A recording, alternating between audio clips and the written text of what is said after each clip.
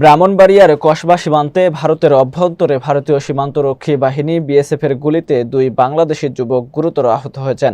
শনিবার দিবাগত রাত আনুমানিক 1টার দিকে উপজেলার খাদলা এলাকার শ্যামপুর সীমান্তে এ ঘটনা ঘটে। বিস্তারিত থাকছে সবুজ খান জয়ের প্রতিবেদনে। আহতরা হলেন শ্যামপুর গ্রামের শের আলীর ছেলে মোহাম্মদ রবিউল ইসলাম এবং আব্দুল হাকিম মিয়ার ছেলে মোহাম্মদ আজাদ হোসেন। বর্তমানে তারা ব্রাহ্মণবাড়িয়ার একটি হাসপাতালে চিকিৎসাধীন। বর্ডার গার্ড বাংলাদেশের সুলতানপুর 60 ব্যাটালিয়নের অধিনায়ক লেফটেন্যান্ট কর্নেল জিয়াউর রহমান ঘটনার সত্যতা নিশ্চিত করেছেন। তিনি জানান, শনিবার গভীর রাতে রবিউল ও আজাদ সহ 7 থেকে 8 জনের একটি সংঘবদ্ধ দল অবৈধভাবে সীমান্ত অতিক্রম করে ভারতের অভ্যন্তরে প্রবেশ করে। প্রায় 150 থেকে 200 গজ ভেতরে যাওয়ার পর টহলরত বিএসএফ সদস্যরা তাদের লক্ষ্য করে কয়েক রাউন্ড গুলি ছোড়ে। এতে রবিউল ও আজাদ পিঠে ও মুখে গুলিবিদ্ধ হন। অন্য সহযোগীরা আহতদের উদ্ধার করে দ্রুত হাসপাতালে ফিরে আসেন এবং হাসপাতালে ভর্তি করেন।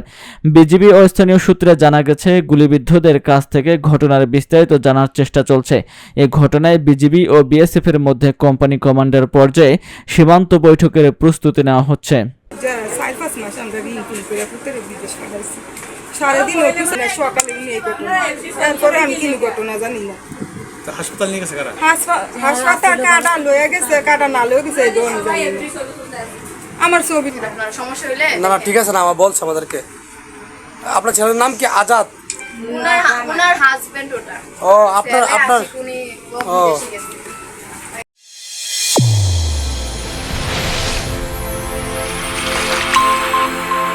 চ্যানেল A1 হৃদয় রেসপন্স।